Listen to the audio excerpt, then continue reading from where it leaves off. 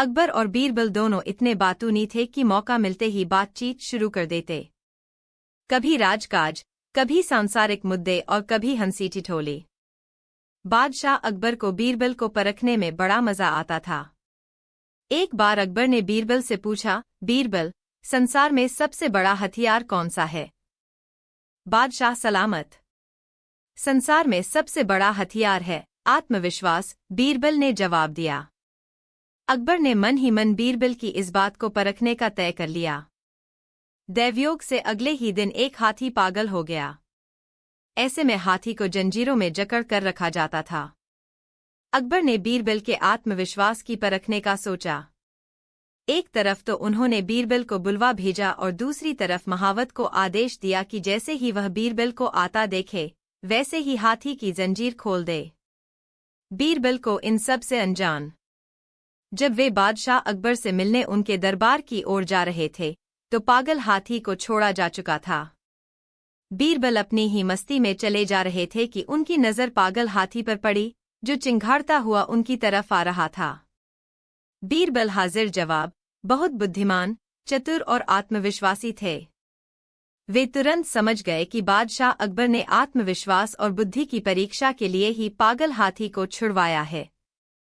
दौड़ता हुआ हाथी सूंड को उठाए तेजी से बीरबल की ओर चला आ रहा था। बीरबल ऐसे स्थान पर खड़े थे कि वह इधर उधर भागकर भी नहीं बच सकते थे। ठीक उसी वक्त बीरबल को एक कुत्ता दिखाई दिया। हाथी बहुत निकट आ गया था, इतना करीब कि वह बीरबल को अपनी सूंड में लपेट लेता। तभी बीरबल ने झटपट कुत्ते की पिछली दोनों टांगें पकड़ी और पूरी ताकत से घुमाकर हाथी पर फेंका। बुरा तरह घबराकर चीखता हुआ कुत्ता जब हाथी से जाकर टकराया तो उसकी भयानक चीखें सुनकर हाथी भी घबरा गया और पलटकर भागा। अकबर को बीरबल की इस बात की खबर मिल गई और उन्हें यह मानना पड़ा कि बीरबल ने जो कुछ कहा है वह सच है।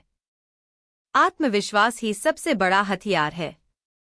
कहानी 2। एक दिन बीरबल दरबार में उपस्थित नहीं थे।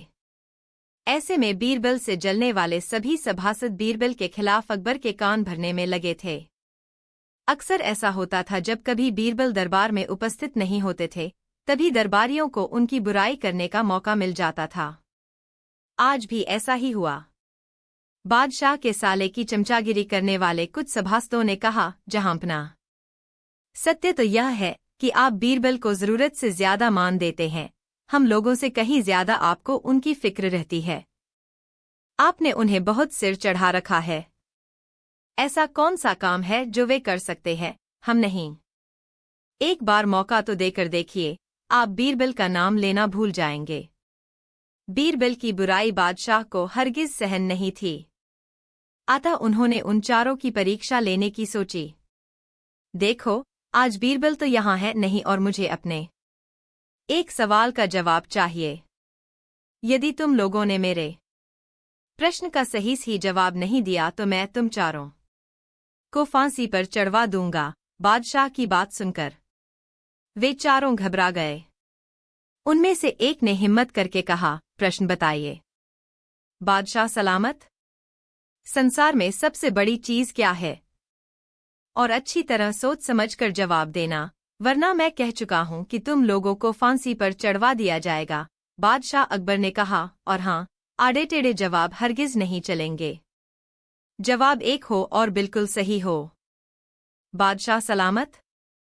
हमें कुछ दिनों की मोहलत दी जाए, उन्होंने आपसी सहमति से कहा। ठीक है, तुम लोगों को 1 सप्ताह का समय देता हूं, बादशाह ने कहा। चारों दरबारी चले गए और दरबार से बाहर आकर सोचने लगे कि सबसे बड़ी चीज क्या हो सकती है। एक दरबारी बोला, मेरी राय में तो अल्लाह से बड़ा कोई नहीं। अल्लाह कोई चीज नहीं है। कोई दूसरा उत्तर सोचो, दूसरा बोला। सबसे बड़ी चीज है भूख जो आदमी से कुछ भी करवा देती है, तीसरे ने कहा। नहीं, भूख भी बर्दाश्त की जा सकती है। फिर क्या है सबसे बड़ी चीज? 6 दिन बीत गए, लेकिन उन्हें कोई उत्तर नहीं सूझा। हार कर वे चारों बीरबल के पास पहुंचे और उसे पूरी घटना कह सुनाई, साथ ही हाथ जोड़कर विनती की कि प्रश्न का उत्तर बता दें। बीरबल ने मुस्कुराकर कहा, मैं तुम्हारे प्रश्न का उत्तर दूंगा, लेकिन मेरी एक शर्त है। हमें आपकी एक क्या 1000 शर्तें मंजूर हैं, चारों ने एक स्वर में कहा। बस आप हमें इस प्रश्न का उत्तर बताकर हमारी जान बख्शी करवाएं। बताइए आपकी क्या शर्त है? तुम में से 2 अपने कंधों पर मेरी चारपाई रखकर दरबार तक ले चलोगे। एक मेरा हुक्का पकड़ेगा, एक मेरे जूते लेकर चलेगा, बीरबल ने अपनी शर्त बताते हुए कहा। यह सुनते ही वे चारों सन्नाटे में आ गए। उन्हें लगा मानो बीरबल ने उनके गाल पर कसकर तमाचा मार दिया हो, मगर वे कुछ बोले नहीं। अगर मौत का खौफ न होता तो वे बीरबल को मुंहतोड़ जवाब देते, मगर इस समय मजबूर थे, अतः तुरंत राजी हो गए। 2 ने अपने कंधों पर बीरबल की चारपाई उठाई, तीसरे ने उनका हुक्का और चौथा जूते लेकर चल दिया। रास्ते में लोग आश्चर्य से उन्हें देख रहे थे। दरबार में बादशाह ने भी यह मंजर देखा और वह मौजूद दरबारियों ने भी। कोई कुछ न समझ सका। तभी बीरबल बोले, महाराज, दुनिया में सबसे बड़ी चीज है गरज। अपनी गरज से ये पालकी यहां तक उठाकर लाए हैं। बादशाह मुस्कुराने लगे।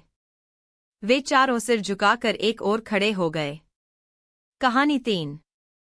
एक बार बादशाह अकबर बिस्तर पर लेटे लेटे पानी मांग रहे थे। आसपास उनका कोई खास निजी सेवक था नहीं, इसलिए महल का कूड़ाकचरा साफ करने वाले निम्न दर्जे के मामूली नौकर ने हिम्मत करके बादशाह को पानी का गिलास दिया। उस मामूली नौकर को अपने कक्ष में देखकर बादशाह अकबर चौंक गए। लेकिन प्यास के मारे बुरा हाल था कि वे खुद को रोक नहीं पाए और पानी लेकर पी लिया। तभी वहां अकबर के खास सेवक भी आ पहुंचे और उन्होंने उस कचरा साफ करने वाले नौकर को तुरंत कमरे से भगा दिया और अकबर की खुशामद करने लगे। दोपहर हुई तो अकबर के पेट में गड़बड़ होने लगी। दवादारू के लिए हकीम को बुलाया गया, लेकिन अकबर की हालत में कोई सुधार नहीं आया। कुछ देर बाद राज्य ज्योतिष को भी बुलवा लिया गया। राज्य ज्योतिष ने बताया कि आप पर किसी मनहूस व्यक्ति का साया पड़ा है, इसीलिए आपकी तबीयत खराब हुई है। अकबर बादशाह को तुरंत उस कचरा साफ करने वाले नौकर का ख्याल आया। उन्होंने कहा कि आज सुबह मैंने उस कचरा साफ करने वाले के हाथ से पानी पिया था, इसीलिए मेरे साथ यह सब हुआ है। उन्होंने गुस्से में उस नौकर को मौत की सजा दे दी। थोड़ी ही देर में सिपाहियों ने उस नौकर को पकड़कर कारागार में बंद कर दिया। बीरबल को जब इस बात की भनक लगी तो वह उस नौकर के पास गए और उसका हौसला बांधते हुए कहा कि वह उसे बचा लेंगे। बीरबल तुरंत अकबर के पास गए और उनकी खैर खबर ली। तब अकबर ने बताया कि राज्य का सबसे बड़ा मनहूस मुझे बीमार कर गया। यह सुनकर बीरबल खूब हंसे। बीरबल को हंसता देखकर अकबर को गुस्सा आया और बोले, यहाँ मेरी जान पर बनी है और तुम्हें मजाक सूझ रहा है। इस पर बीरबल बोले, महाराज, एक बात पूछनी थी। अगर मैं उस नौकर की बजाय आपको मनहूस साबित कर दूं तो आप क्या करेंगे?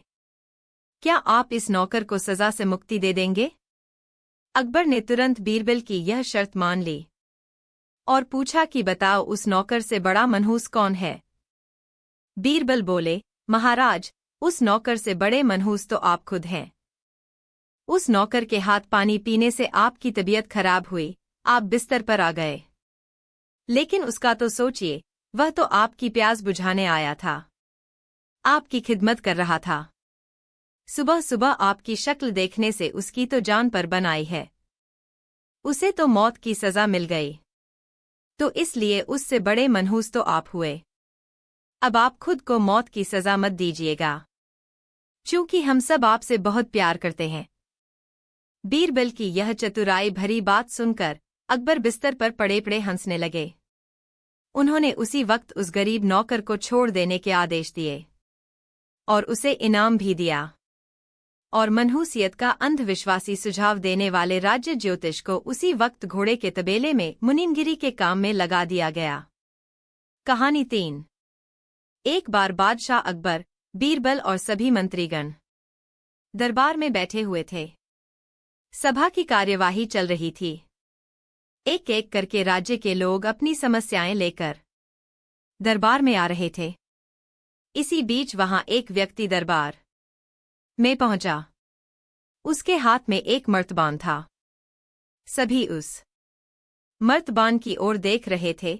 तभी अकबर ने उस व्यक्ति से पूछा, इस मर्तबान में क्या है? उसने कहा, महाराज, इसमें चीनी और रेत का मिश्रण है। अकबर ने फिर पूछा, किस लिए? अब दरबारी ने कहा, गलती माफ हो महाराज, लेकिन मैंने बीरबल की बुद्धिमत्ता के कई किस्से सुने हैं। मैं उनकी परीक्षा लेना चाहता हूँ। मैं यह चाहता हूँ कि बीरबल इस रेत में से बिना पानी का इस्तेमाल किए चीनी का एक एक दाना अलग कर दें। अब सभी हैरानी से बीरबल की ओर देखने लगे। अब अकबर ने बीरबल की ओर देखा और कहा, देख लो बीरबल, अब तुम कैसे इस व्यक्ति के सामने अपनी बुद्धिमानी का परिचय दोगे? बीरबल ने मुस्कुराते हुए कहा, महाराज हो जाएगा, यह तो मेरे बाएं हाथ का काम है। अब सभी लोग हैरान थे कि बीरबल ऐसा क्या करेंगे कि रेत से चीनी अलग अलग हो जाएगी। तभी बीरबल उठे और उस मर्तबान को लेकर महल में मौजूद बगीचे की ओर बढ़ चले। उनके पीछे वह व्यक्ति भी था। अब बीरबल बगीचे में एक आम के पेड़ के नीचे पहुंचे। अब वह मर्तबान में मौजूद रेत और चीनी के मिश्रण को एक आम के पेड़ के चारों तरफ फैलाने लगे। तभी उस व्यक्ति ने पूछा, अरे यह क्या कर रहे हो? इस पर बीरबल ने कहा, ये आपको कल पता चलेगा। इसके बाद दोनों महल में वापस आ गए। अब सभी को कल सुबह का इंतजार था। अगली सुबह जब दरबार लगा तो अकबर और सारे मंत्री एक साथ बगीचे में पहुंचे। साथ में बीरबल और रेत व चीनी का मिश्रण लाने वाला व्यक्ति भी था। सभी आम के पेड़ के पास पहुंच गए। सभी ने देखा कि अब वहां सिर्फ रेत पड़ी हुई है। दरअसल रेत में मौजूद चीनी को चींटियों ने निकालकर अपने बिल में इकट्ठा कर लिया था और बची खुची चीनी को कुछ चींटियां उठाकर अपने बिल में ले जा रही थीं। इस पर उस व्यक्ति ने पूछा, चीनी कहाँ गई? तो बीरबल ने कहा, रेत से चीनी अलग हो गई है। सभी जोर जोर से हंसने लगे। बीरबल की यह चतुराई देख अकबर ने उस व्यक्ति से कहा, अगर अब तुम्हें चीनी चाहिए तो तुम्हें चींटियों के बिल में घुसना पड़ेगा। इस पर सभी ने फिर से ठहाका लगाया और बीरबल की तारीफ करने लगे। सीख है, किसी को नीचा दिखाने का प्रयास आपके लिए हानिकारक हो सकता है। कहानी 4। एक अवसर पर बादशाह अकबर बीरबल की हाजिर जवाबी से खुश होकर उन्हें जागीर देने का वायदा कर बैठे। वायदा तो कर लिया पर जागीर देने की बात भूल गए। राजकाज की ऐसी व्यस्तता रही कि काफी समय बीत गया, तब भी बादशाह को अपना वायदा याद न आया। बीरबल प्रतीक्षा में थे कि कोई उचित अवसर हाथ लगे तो बादशाह को उनके वायदे की बात याद दिलाई जाए। ऐसा अवसर उस दिन हाथ आ गया जब बादशाह बीरबल के साथ सुबह सुबह घोड़े पर सवारी करके हवाखोरी को निकले। काफी आगे निकल जाने के बाद अचानक बादशाह को एक ऊंट नजर आया जो अपनी गर्दन उठाए अपनी राह चला जा रहा था। बादशाह ने ठिठोली में बीरबल से पूछा लिया, ऊंट की गर्दन टेढ़ी क्यों? बीरबल ने झट कहा, जहांपना इसने भी कभी किसी को जागीर देने का वायदा किया होगा और अब नजरें बचाए गर्दन टेढ़ी किए घूम रहा होगा। बादशाह को अपने वायदे की बात याद आई। बीरबल के वायदा याद दिलाने के ढंग पर खुश हुए और उन्हें जागीर दे दी। कहानी 5। अकबर बादशाह के महल में दौलत नामक एक ड्योढ़ीवान पहरेदार बहुत वफादार और कर्तव्यपरायण था। स्वयं बादशाह उसे काफी मानते थे। बीरबल भी उसकी व्यवहार प्रियता के कारण उसे पसंद करते थे। किसी अवसर पर दौलत से भूल होने पर बादशाह ने उसे पद से हटा दिया। ड्योढ़ीवान बेचारा उदास मन से बीरबल के पास गया, उन्हें बादशाह की नाराजगी और अपनी पारिवारिक गरीबी की स्थिति बताई। बीरबल ने उससे कहा, मैं सब ठीक कर लूंगा, बस कल जिस समय मैं दरबार में पहुंचूं मेरे पीछे पीछे आकर ड्योढ़ी पर अपना स्थान संभाल लेना। उसे आश्वस्त करके बीरबल ने वापस भेज दिया। अगले दिन बीरबल दरबार में पहुंचे देखकर तसल्ली की कि ड्योढ़ीवान दौलत अपनी जगह आकर जम गया है। बीरबल ने बादशाह को इधर उधर बातों में लगाकर अचानक कहा, प्रश्न काफी देर से कुलबुला रहा है। जहांपनाह मेरे मन में एक पूछो, क्या पूछना चाहते हो? बंदा परवर, मैं जानना चाहता हूं कि अगर दौलत धनलक्ष्मी आप ड्योढ़ी पर आकर उपस्थित हो जाए तो आप क्या आज्ञा देंगे? मैं केबगार से कहूंगा कि दौलत का उचित सम्मान करे और उससे कहूंगा कि हमेशा मेरे राज्य में कायम रहे। एक बार फिर सोच ले हुजूर, ऐसा न हो कि आप जुबान से फिसल जाए। बीरबल ने बात पक्की करने के इरादे से कहा। यह मेरी अर्थात बादशाह की जुबान है। बादशाह ने गर्दन अकड़ाकर सीना फुलाकर कहा।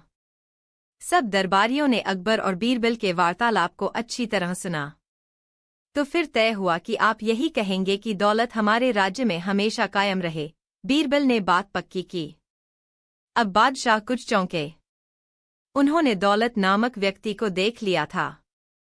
बीरबल ने ड्योढ़ी पर खड़े ड्योढ़ीवान को आगे आने का इशारा किया और कहा, आप खुद ही देख रहे हैं, दौलत ड्योढ़ी पर उपस्थित है। अब आप उसे हुक्म दे कि वह आपके राज्य में सदा कायम रहे, आपकी सेवा करे और मेवा पाए।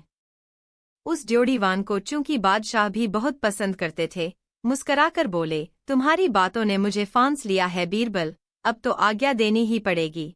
कहते हुए उन्होंने ड्योढ़ीवान को दोबारा काम पर लग जाने को कहा। कहानी 6। एक दिन अकबर बादशाह ने अपने 9 रत्नों से सवाल किया, सबसे बड़ा साहसी और सबसे बड़ा कायर कौन? दरबारियों ने अपने अपने ढंग से साहसी और कायरों की बात बादशाह के सामने रखी, पर एकमत न होने पर बादशाह को तसल्ली न हुई। अपनी बारी आने पर बीरबल ने कहा, आलमपनाह, मेरे विचार से सबसे बड़ा साहसी और सबसे बड़े कायर के विषय में बल देना ही काफी नहीं, इस बात को साबित करना भी आवश्यक है। बिल्कुल बिल्कुल, मैं आपके सम्मुख कल ही सबसे बड़ा कायर और सबसे बड़ साहसी पेश करके अपनी बात साबित कर दूंगा। अगले दिन बादशाह और सारे दरबारी उत्सुकता के साथ उन व्यक्तियों को देखने की प्रतीक्षा करने लगे जिन्हें लेकर बीरबल आने वाले थे। बीरबल दरबार में हाजिर हुए तो अपने साथ एक स्त्री लेकर आए। बादशाह ने पूछा, आज तो तुमने सबसे साहसी और सबसे कायर व्यक्तियों को अपने साथ लाने को कहा था बीरबल, यह एक स्त्री को लेकर क्यों आए हो? आलमपनाह, बीरबल ने झुककर सलाम बजाते हुए कहा, बहुत खोजबीन के बाद मुझे यह स्त्री ही ऐसी मिली जिसमें सबसे बड़े साहसी और सबसे बड़े कायर दोनों के गुण विद्यमान हैं। अगर मैं अपनी बात साबित न कर सकूं या सभी दरबारी संतुष्ट न हो सकें तो जो चाहे सजा दें, मंजूर होगी। बीरबल ने आत्मविश्वास भरे कथन को सुनकर दरबारियों में कानाफूसी होने लगी। तब बीरबल ने कहना शुरू किया, यह स्त्री कुलटा है, यह विवाहिता है, बावजूद इसके इसने विवाह से पूर्व के प्रेमी से अभी तक प्रेम संबंध बना रखा है। रुककर बीरबल ने बात आगे बढ़ाई, आलमपनाह, मैंने देखा कि घनघोर वर्षा, कड़कती बिजली और घटाटोप सावन के अंधेरे में आधी रात के समय पर अपने प्रेमी से मिलने के लिए पति से छुपकर जब जाती है तो यह साहस की अनोखी मिसाल बन जाती है। इसे ना तो इस बात का डर रहता है कि रास्ते में नदी नाले आएंगे, पैर के नीचे आकर कोई सर्प डस लेगा या आधी रात के घने अंधियारे में निकलने पर किसी जंगली हिंसक जानवर की शिकार बन जाएगी। आप विचार कीजिए, यह इसके साहस की पराकाष्ठा है या नहीं? क्या ऐसा साहस कोई और दिखा सकता है? इसके साहस को ही देखकर शायद जान हथेली पर रखकर चलने की कहावत ने जन्म लिया है। वाकई मान गए बीरबल। बादशाह बोले, अब इसके कायर होने का सबूत दो। जी आलमपनाह, बीरबल ने कहा, और जब यह अपने पति के साथ सोई होती है तो घर के बर्तनों की जरा सी खटपटू होने पर ही मारे डर के पति के सीने से लग जाती है। सिहर कर कहती है, लगता है घर में चोर आ गए। इसकी घिघी बंध जाती है, डर के मारे खुद उठ नहीं सकती। पति से कहती है, जाकर देखो क्या बात है। अब आप ही निर्णय करें, चूहे तक से डर कर कंपकपी छोड़ देने वाली इस स्त्री से बढ़कर और कोई कायर हो सकता है? बादशाह जोर से ठहाका मारकर हंसे। सब दरबारी भी हंस पड़े। हर किसी को अपने अपने घर में बैठी अपनी पत्नियों के व्यवहार की याद हो आई थी। कहानी 7। एक दिन बादशाह अकबर को अपने दरबारियों में से एक मुल्ला दो प्याजा से परिहास करने की सूझी। उन्होंने पूछा, मंत्री जी, आपको मुल्ला दो प्याजा क्यों कहा जाता है? क्या आप बचपने में 2 प्याज खा जाया करते थे? दरबारी हंसने लगे, मुल्ला दो प्याजा बगले झांकने लगे। उन्होंने सोचा कि बादशाह के प्रश्न का यदि संतोषजनक उत्तर न दिया गया तो और भी किरकिरी होगी। आज तक इस ओर उन्होंने ध्यान ही न दिया था कि कब और क्यों उनका नाम दो प्याजा पड़ गया। वे तो बचपन से ही इस नाम को सुनते चले आ रहे थे। जब उन्हें कुछ न सूझा तो निरीह मन से बीरबल की ओर देखा। बीरबल झट कह पड़े, आलमपनाह, माँ बाप अपने बच्चे को नाम किस अर्थ में रख देते हैं, इसका ज्ञान बच्चों को नहीं हुआ करता। अलबत्ता उस खानदान के बड़े बूढ़ों को हुआ करता है, जैसे कि मुझे है।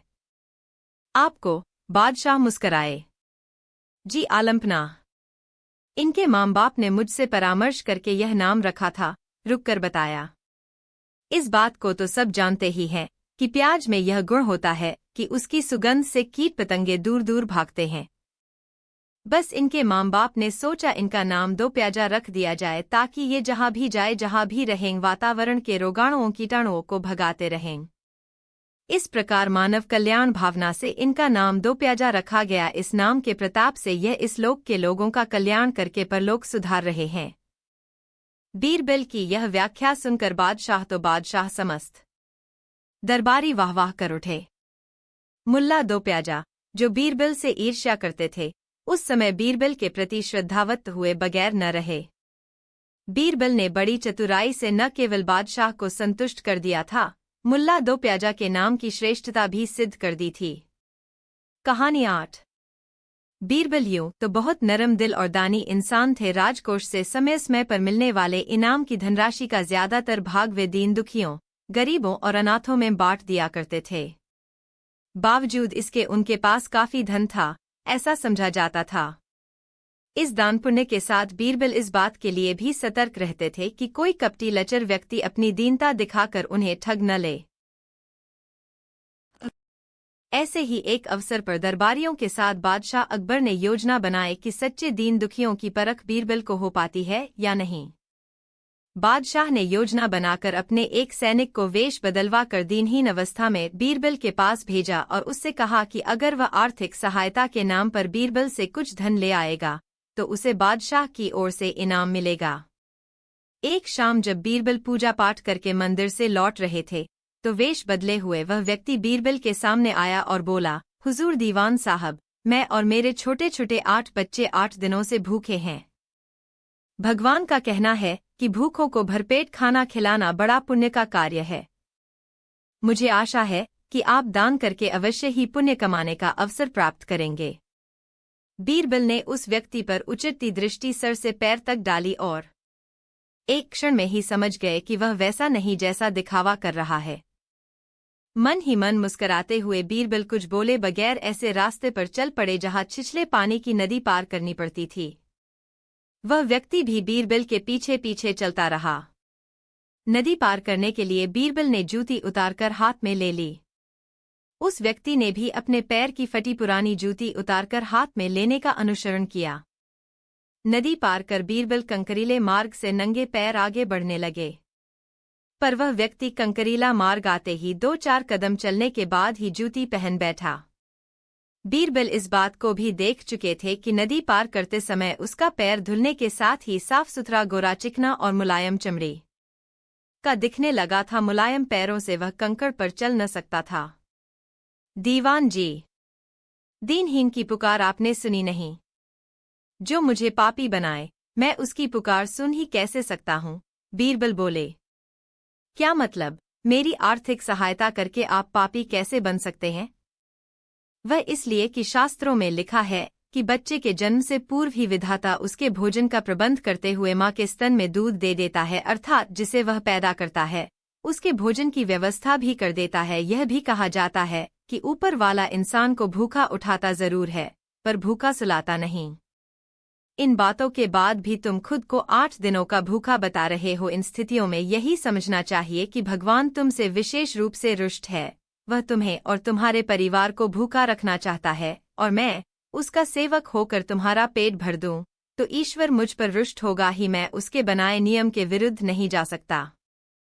ना बाबा ना, तुम्हें भोजन कोई पापी ही करा सकता है, मैं नहीं।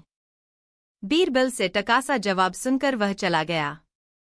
उसने जाकर बादशाह और दरबारियों को सूचना दी। बादशाह इस बात को समझे बगैर न रहे कि अवश्य ही बीरबल ने उसकी चालाकी पकड़ ली थी। अगले दिन जब बीरबल दरबार में आए तो बादशाह ने पूछा, बीरबल, तुम्हारे धर्म कर्म की बड़ी चर्चा है, पर सुना है कल तुमने एक भूखे को निराश लौटा दिया। आलम्पना, मैंने भूखे को नहीं एक ढोंगी को लौटा दिया और अब तो मैं इस बात को भी जान गया हूँ कि वह ढोंगी आपके कहने पर मुझे मूर्ख बनाने गया था। तुमने कैसे जाना बीरबल कि वह सचमुच का भूखा न होकर ढोंगी है? उसके पैरों और पैर की चप्पल से। उसने बेशक अच्छा भेष बनाया था, मगर उसके पैरों की चप्पल कीमती थी। बीरबल ने बताया, माना कि चप्पल उसे भीख में भी मिल सकती थी, मगर उसके कोमल उजले मुलायम पैर तो भीख में मिल नहीं सकते थे, जो कंकड़ की गड़न भी सहन न कर सकते थे। कहकर बीरबल ने बताया कि कैसे उसने उसकी परीक्षा लेकर इस बात को जान लिया था कि उसे नंगे पैर चलने की आदत नहीं, वह दरिद्र नहीं, वह किसी अच्छे कुल का खाताक माता व्यक्ति है। क्यों न होता, वह मेरा खास सैनिक है, बादशाह बोले। फिर प्रसन्न होकर बोले, सचमुच माँ दौलत तुमसे बहुत खुश हुए बीरबल। तुम्हें धोखा दे पाना आसान बात नहीं। बादशाह के साथ साजिश में शरीक दरबारियों के चेहरे बुझ से गए। कहानी 9। जाड़े के मौसम में खूब ठंड पड़ रही थी। बीरबल के साथ अकबर अपने महल में टहल रहे थे। उन्होंने बीरबल से पूछा, जाड़ा कितना है बीरबल? बीरबल ने जवाब दिया, गरीब परवर 2 मुट्ठी। कैसे? बीरबल ने महल के नीचे एक गरीब आदमी को दिखाया जो अपने दोनों हाथों की मुट्ठियां कांख में दबाए जा रहा था। बीरबल के 2 टूक उत्तर पर बादशाह बहुत खुश हुए। कहानी 10। एक निरक्षर ब्राह्मण एक दिन अकबर बादशाह के दरबार में उपस्थिति हुआ और उसने विनीत स्वर में कहा, पृथ्वीराज आपका यश चतुर्दिक फैला हुआ है। गरीब ब्राह्मण बड़ी आशा के साथ दरबार में उपस्थित हुआ है। मैं चाहता हूं कि मुझे आपकी ओर से कोई ऐसा सम्मान मिल जाए जिससे मुझे लोग गंगाराम न कहकर पंडित जी कहकर संबोधित करें। बादशाह ने उसकी योग्यता और ज्ञान की बात पूछी। गंगाराम ने बगैर किसी लागलपेट के कहा, मैं न पढ़ा हूं लिखा हूं। पूर्वजों से चली आ रही पुरोहिती भी मैंने नहीं सीखी।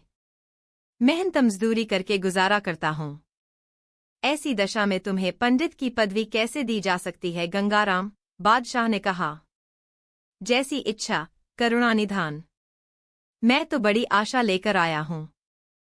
ठीक है, मैं चलता हूं। बादशाह असमंजस में पड़ गए। सोचने लगे कि बगैर किसी ज्ञान गुण के किसी को पदवी दे देना गुणी ज्ञानियों का अपमान है। बादशाह को संशय में देख बीरबल ने खड़े होते हुए कहा, अगर आपकी आज्ञा हो आलमपना, तो मैं गंगाराम को बाजार में ले जाकर पंडित की उपाधि दिलवा दूंगा। बादशाह उत्सुक होकर बोले, बाजार में ले जाकर पंडित की उपाधि? वह कैसे बीरबल? अब सब दरबारी भी कुतूहल के साथ बीरबल की ओर देखने लगे। इसके लिए आपको कुछ घंटे इंतजार करना पड़ेगा। शाम तक यह उपाधि प्राप्त पंडित बन जाएगा। आप स्वयं देख लीजिएगा आलमपना, हमें भी देखना है। यह काम तुम कर गुजरे तो वाकई इनाम के हकदार होंगे। बादशाह बोले, तो शाम तक की मोहलत दो आलमपना, कहकर बीरबल गंगाराम को साथ लेकर चल दिए। उसे रास्ते में समझाया, चिंतित होने की आवश्यकता नहीं, उपाय बहुत सरल है गंगाराम। तुम किसी चौराहे पर जाकर खड़े हो जाओगे। जब तुम्हें कोई पंडित कहकर पुकारे तो उसे मारने दौड़ना। बस, दोबारा तुम जिधर भी जाओगे सब लोग तुम्हें पंडित ही पंडित कहकर पुकारेंगे। तुम्हारा नाम लोग भूल जाएंगे। बीरबल की इस युक्ति से वह मूर्ख ब्राह्मण बहुत संतुष्ट हुआ। वह एक चौराहे पर जा खड़ा हुआ। पीछे से बीरबल ने कुछ खेलते हुए छोटे छोटे बच्चों को एकत्र करके उन्हें खाने की मिठाइयाँ दी और कान में फुसफुसाकर कहा, वह जो लंबा सा दिखने वाला, सर पर पगड़ी और हाथ में छड़ी लिए व्यक्ति चौराहे पर खड़ा है, उसे जाकर पंडित पंडित कहकर चिढ़ाकर भाग आओगे तो और मिठाइयाँ दूंगा। बच्चे भागे भागे गए और गंगाराम को पंडित पंडित कहकर पुकारने लगे। गंगाराम अपने हाथ में थमी छोटी सी छड़ी को ऊंची करके बच्चों को मारने दौड़ा। वह बकने झकने भी लगा। वह साबित यह कर रहा था कि पंडित संबोधन से वह चिढ़ रहा है। बच्चों के चिढ़ाने और उसकी भागदौड़ में बड़े लोग भी रुचि लेने लगे। अलग अलग कई चौराहे पर वैसा ही किया। शाम तक नतीजा इस रूप में सामने आया कि गंगाराम को खासे लोग पहचान गए थे तथा उसको गुजरता देखकर पंडित पंडित कहकर आवाजें देने लगे थे। शाम को बादशाह की सवारी बाजार से गुजरी तो एक ओर से पंडित पंडित पंडित का शोर उठा। बादशाह ने चौंक कर देखा तो गंगाराम को जाता हुआ पाया। बादशाह के साथ घोड़े पर सवार बीरबल ने कहा, देखा आलम्पना, पूरे नगर में गंगाराम पंडित के नाम से पुकारा जाने लगा। वाकई, बादशाह ने स्वीकार करते हुए कहा, पर यह चमत्कार तुमने कैसे कर दिखाया? बीरबल ने जब युक्ति बताई तो बादशाह हंसे बगैर न रहे। इनाम तो बीरबल ने झटक ही लिया था। कहानी 12। जेठ बैशाख का तपता हुआ महीना था। रमजान के दिन चल रहे थे।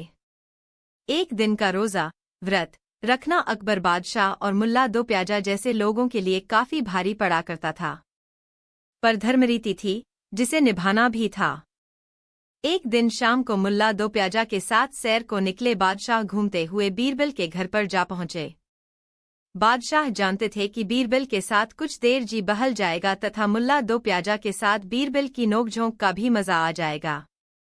जिस समय शाही सवारी बीरबल के घर के सामने पहुंची, उस समय लू के थपेड़े चल रहे थे। बीरबल मकान के तहखाने में अंधेरी और ठंडी कोठरी में आराम फरमा रहे थे। है?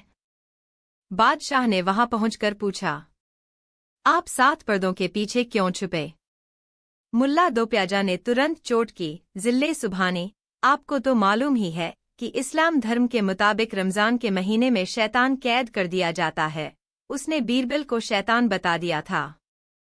बादशाह के होठों पर मुस्कान खेलने लगी, पर बीरबल भी भला कब चूकने वाले थे। उन्होंने कहा, अच्छा, शायद इसीलिए मुल्ला साहब बादशाह सलामत को पकड़कर यहाँ ले आए हैं। यह सुनकर बादशाह का हंसते हंसते बुरा हाल हो गया। जैसा कि मशहूर है, मुल्ला दो प्याजा और बीरबल में चलती रहती थी। मुल्ला दो प्याजा की काफी उम्र हो चुकी थी, पर अभी तक वे अविवाहित थे। एक दिन बादशाह अकबर ने मुल्ला से पूछ लिया, आप शादी क्यों नहीं करते? मुल्ला दो प्याजा ने कहा, मैं किसी विधवा से शादी करना चाहता हूँ, ताकि विवाह भी जो जाए और पुण्य भी हो जाए। बीरबल ने झट कहा, अम्मा, आप विवाह तो करें, कुछ दिनों बाद वह खुद ही विधवा हो जाएगी। कहानी 13। एक दिन अकबर बादशाह के दरबार में बातों ही बातों में दरबारियों ने बीरबल पर चोट की। बीरबल सिर्फ बातों के तीरंदाज हैं, अगर सचमुच का तीर चलाना पड़े तो नानी दादी याद आ जाए। मैं सचमुच का भी तीरंदाज हूँ, बीरबल ने कहा। बीरबल का निशाना गलत हो जाए तो जो चोर की सजा वह मेरी। दरबारियों को लगा अपनी बातों के जाल में बीरबल खुद फंस गए हैं। उन्होंने बादशाह पर जोर डाला कि इसी समय बीरबल की तीरंदाजी का कमाल देख लिया जाए। सब मैदान में पहुंचे।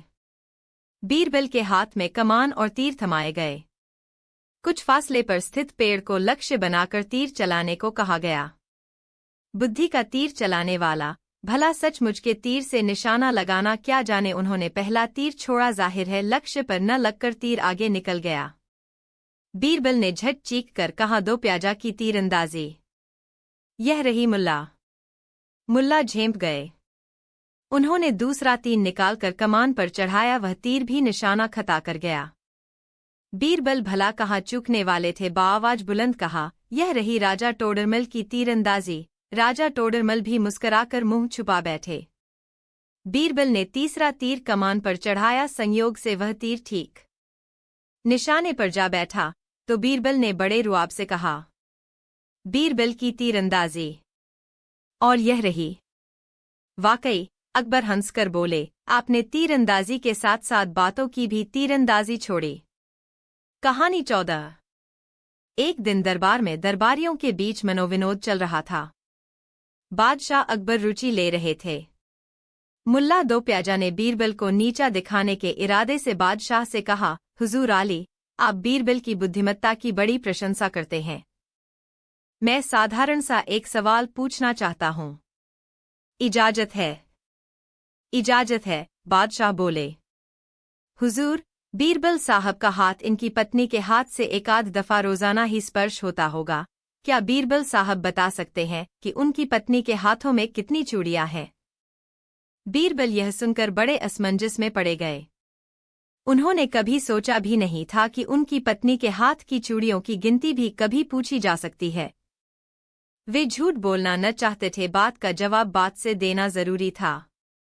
बोले, जहाँपना, मेरा हाथ तो अपनी पत्नी के हाथों से दिन में एक आध बार ही स्पर्श होता होगा, पर मुल्ला जी का हाथ तो अपनी दाढ़ी में दिन में 10-20 बार अवश्य ही स्पर्श होता होगा। भला यह ही बता दें, इनकी दाढ़ी में कितने बाल हैं?